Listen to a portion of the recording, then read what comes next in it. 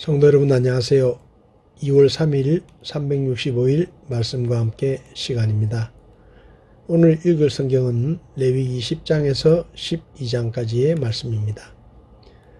레위기 10장은 취임 첫날 아론의 두 아들이 죽는 비극적인 사건을 통해 이스라엘 백성들에게 율법이 갖는 의미를 보여줍니다. 아론과 그의 아들들은 제사장이라는 축복된 사명을 받았지만 그 축복은 하나님의 명령에 순종할 때 주어지는 것이었습니다. 아론의 아들 중 나답과 아비후는 이상한 불로 분향하다 불에 태워 죽는 죽임을 당합니다.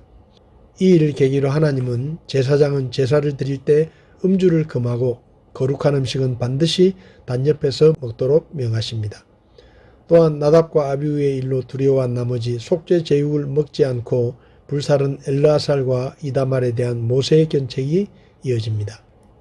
11장부터 16장까지는 하나님과의 온전한 교제에 방해가 되는 요소, 곧 정함과 부정함에 관한 규례, 그리고 그것의 정결법을 구체적인 내용으로 담고 있는데 특별히 11장은 정한 짐승과 부정한 짐승의 분별에 대한 규례가 기록됩니다.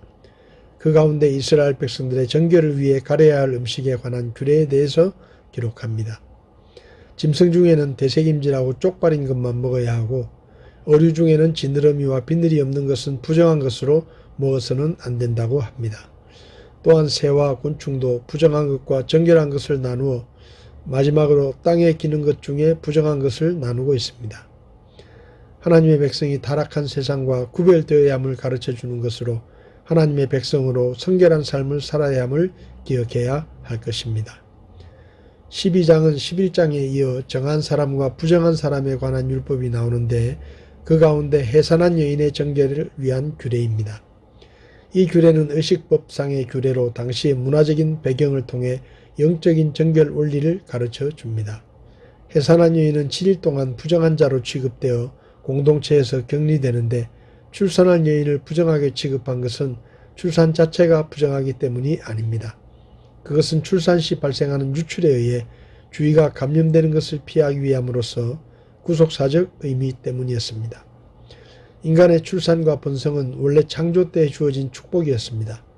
그러나 인간의 범죄로 말미암아 출산은 고통을 가져오고 저주가 되었고 출산한 여인을 부정하게 취급하는 것은 인간이 나면서부터 죄인됨을 말해주는 것입니다. 또한 하나님은 가난한 산모들을 배려하시는데 가난한 산모들을 위해 비둘기 2마리로 번제와 속죄제의 제물을 삼도록 하셨습니다. 오늘 말씀에서 제 마음에 와닿은 말씀은 레위기 10장 1절의 말씀입니다. 아론의 아들 나답과 아비후가 각각 자기의 향로를 가져다가 그 안에 불을 담고 그 위에 향을 놓되 주께서 그들에게 드리라고 명령하지 아니한 이상한 불을 그분 앞에 드렸더니 아론의 아들인 나답과 아비후는 제사장으로 임명되었지만 하루도 안 되어서 하나님 앞에 이상한 불을 들여서 불에 태워 죽임을 당하는 심판을 받게 됩니다. 하나님께서는 분명히 말씀을 통해 대제사장과 제사장이 해야 할 일들과 성막에서 어떤 향을 써야 할지를 분명히 말씀하셨습니다.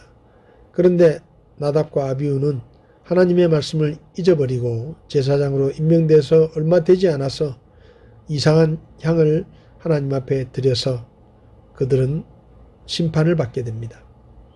성도 여러분, 우리가 하나님의 말씀을 읽고 묵상하지만 우리가 주의하지 않으면 그 하나님의 말씀을 곧 잊어버리게 되고 우리는 하나님의 말씀과 상관없는 삶을 살게 됩니다. 하나님은 우리의 모든 삶에 대해서 하나님의 말씀으로 우리에게 원리들을 가르쳐 주셨습니다. 저와 여러분들이 하나님의 말씀으로 가르쳐 주신 삶의 원리들을 기억하고 매일의 삶 속에서 주의 말씀에 순종하는 삶을 살아야 할 것입니다. 작은 불순종이라도 하나님께서는 용납하지 않으신다는 것을 기억하고 우리는 철저한 순종으로 하나님을 기쁘시게 하는 오늘 하루가 될 수 있기를 바랍니다. 2월 3일 365일 말씀과 함께 오늘도 함께 해주셔서 감사합니다.